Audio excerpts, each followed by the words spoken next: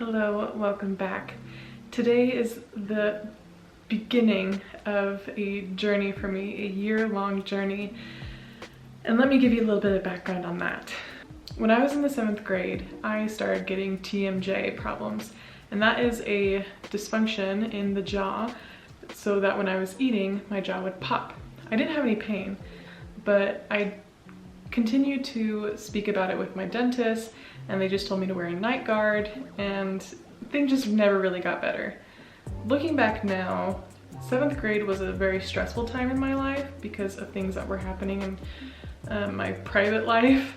I believe that is where my relationship with stress started. As time went on, my jaw became harder to handle. I remember the first time, I think it was in 2013 or 2012, at a church service while I was singing, my jaw locked and I couldn't open or close my jaw. And it was very terrifying and I didn't know what to do. Thankfully, I just tried to calm down, and as time went on, after a few hours, it started to loosen up again and it was fine. This became a more frequent occurrence. Thankfully, it hasn't happened too often, but every once in a while, if I bite the wrong way or if I move my jaw just in the wrong angle, whatever I'm doing, whether that's singing or eating or just yawning, my jaw will lock.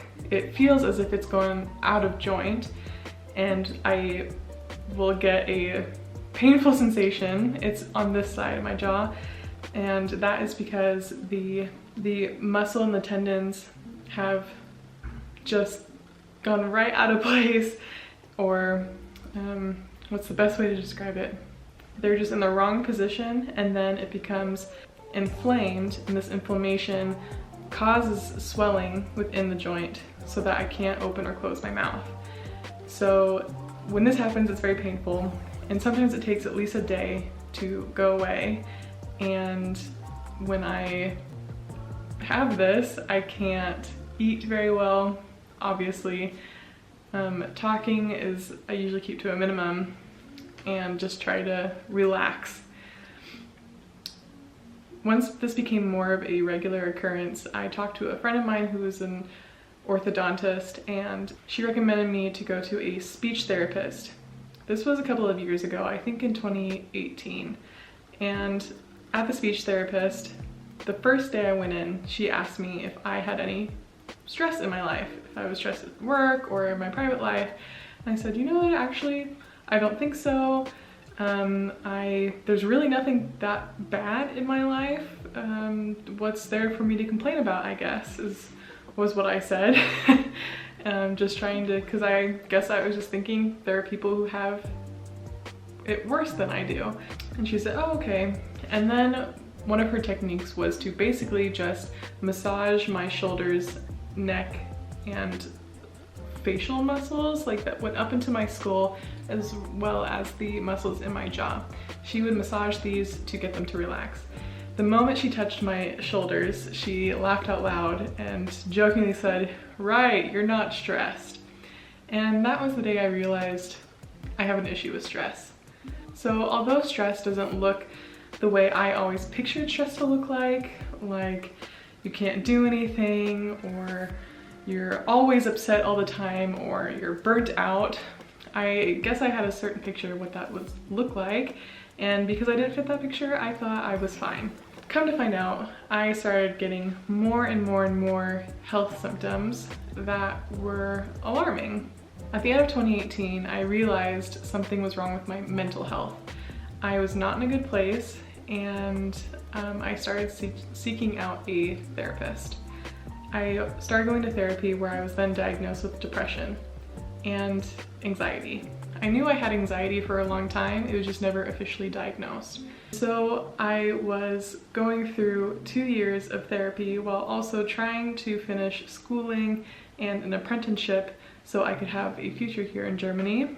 I was also on sick leave quite a lot because my mental health was not doing great.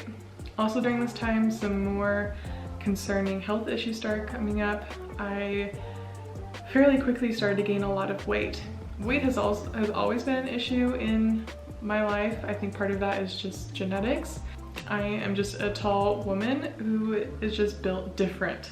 I'm muscular and just, I don't want to say a big lady, but I'm tall and I'm not super thin. But once I noticed that I was starting to gain even more weight, even though I felt like I had done nothing to change my diet, my exercise level hadn't changed whatsoever, I did start to question, could this be something else? A lot of things were just coming to a close where I was noticing that I think some things are connected to each other. I was also not sleeping well. I had insane mood swings, a lot of headaches. I've gone through multiple different night guards, so little guards that I put on my teeth to make sure that my jaw isn't clenching at night. I was having a lot of panic and anxiety attacks, also a lot of social isolation and fatigue. At the beginning, I wasn't sure that my jaw and my depression could be related. I thought they were possibly two different things.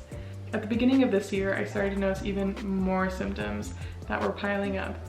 And so I went to the doctors. Once I was diagnosed with depression, my doctor wanted to make sure that there was no other underlying health issues. So we checked my thyroid, we did blood tests, and we also checked my hormone levels. Everything came back normal. And hearing a normal test result is, in most cases, a positive thing to hear. However, when you're having weird symptoms, you just want an answer. And so when things come back normal, there's nothing wrong with you, you wonder what is going on. And so once my new symptoms this year started appearing, we moved to Leipzig, it was really important to me to find a new doctor to do new tests with me because I am not happy with all of these things that I'm going through. It's not fun. And I just wanted to get some answers. I also found a new dentist who I also shared my jaw issues with. The new doctor was very helpful and considerate. He prescribed me some short-term pain relief for some of my symptoms, and after filling out a questionnaire, which I think is now funny, he looked at me and said, "Mrs. Flubacher, I think you have depression and anxiety." And I kind of chuckled. I said, "Yes, I know, this has been diagnosed. I've known this for a couple of years." But he agreed to retest my thyroid and do some other blood tests to see if there's anything else that could possibly be going on. I went to an endocrinologist who did an ultrasound of my thyroid as well as blood tests, and everything came back normal. Once again, I was very disappointed with the results. I started questioning, what else could it be? Even speaking with my dentist, and he prescribed me physical therapy, which I've been going to the past couple of weeks. Just yesterday, I was at physical therapy for my jaw, again, for my jaw muscles, and she has mostly just been working on the muscles here in my jaw, using an ultrasound to put warmth into the tendons of my jaw, as well as relieving any tension that is in the jaw muscles here. I was talking to her yesterday and I was telling her the story of basically my journey and things that I've tried. I just kind of feel like I'm at a loss. And she said, maybe you want it too much. And I said, well, what other option is there?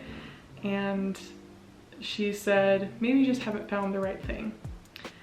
And I feel like I've tried certain things at certain points, I just don't think I've stuck to them very long. So, coming to this video series, I basically have come to the conclusion, speaking with my other doctors, that this is probably just all from stress. And also reading from some articles online, I mean, you should always get the opinion of a doctor, don't just read articles online. I think I am more just sensitive to stress. I think my body has just become very sensitive to stress, and therefore I have more extreme symptoms than what other people might experience when they are stressed. A lot of it might just have to do with my personality. I'm a very conscientious person. I tend to think black and white in a lot of situations when gray is the best way to go. This is something I'm still working on, and even after going to therapy for 2 years, which was a huge help, that's not the end all save all. So I kind of want to just take these health issues into my hands and see what it is that I can do to reduce the amount of stress in my life. Maybe I can't reduce the things that stress me, but what it is that I do with that stress could help me in the long run. So therefore I came up with the idea of trying out different stress prevention techniques for one entire year. And that is where the series comes in. This is just the introduction with the background of my health issues and why I really wanted to start this project. So starting in January of 2022, every month I will upload a new video of something that I have tried for 30 days or for that whole entire month, and will document my process and how it's been going and if it's helping. The wish and the hope of this idea is that with every new month I will continue doing the things of the previous month. So whatever I start doing now, this in December, I'm starting my first technique in December. Once January comes and I add a new technique, I want to continue doing both of them, and so on and so forth throughout the whole entire year. It's possible that there are some things that really just don't end up helping me that I don't want to continue doing. Who knows? We'll see. This will be a journey for me to just find out if I can find the technique or the mixture of techniques that will help me to reduce my stress buildup and therefore lead to a better, healthier version of myself. There was an article that I found online that I thought was really helpful that really kickstarted this whole idea. And I think they gave a really good introduction to what stress is, and so I figured I might as well just read it for you what they wrote. So this is from positivepsychology.com. What happens when we continue burning the candle at both ends until we reach physical and emotional exhaustion? Just like the candle itself, we risk burning ourselves out. There is a parable of a frog sitting in a pot on the stove. If dropped into a pot of boiling water, a frog would likely notice and try to escape. But when placed in a pot that is slowly approaching a boil, the frog doesn't notice until the water has already reached an unbearable heat, at which point it is too hot for the frog to survive. Have you ever experienced a slow acceptance of the pressures around you until everything is just too much and you can barely cope? If so, you're not alone. About 8.3 million American adults were reported to have experienced serious psychological distress in 2017. If stress has become one of the most serious health issues of the 20th century and a worldwide epidemic, then it is time to start growing our tools in handling stress. Put simply, stress management is a set of techniques and programs intended to help people deal more effectively with stress in their lives by analyzing the specific stressors and taking positive actions to minimize their effects. First, let's set one thing straight. We're not aiming towards being stress-free all of the time. That's unrealistic. After all, it's an unavoidable human response that we all experience from time to time, and it's not all bad either. However, we can all benefit from identifying our stress and managing it better. A definition of stress. They define stress as the psychological, physiological, and behavioral response by an individual when they perceive a lack of equilibrium between the demands placed upon them and their ability to meet those demands, which, over a period of time, leads to ill health. Of course, stress can be helpful because that's why we have that hormone in our brain anyways. Cortisol is the stress hormone that is also known as the fight or flight response. This is very important in a lot of situations, and that's why it's good to have stress. There's even good stress, like when you're working out. However, too much of this stress hormone can be very bad for your health. They go on to list a lot of different facts about stress.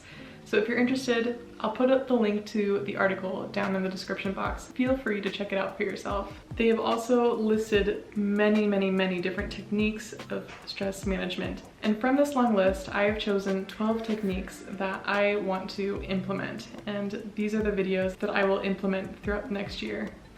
I'll give you a sneak peek. The video coming in January will be my technique on journaling. So I hope you're excited to join me on this health journey, and who knows, maybe some of these techniques can also help you to defeat even your own stress buildup. So let's prevent burnout now before it gets any worse. Thank you for joining, and I'll see you in the next video. Bye.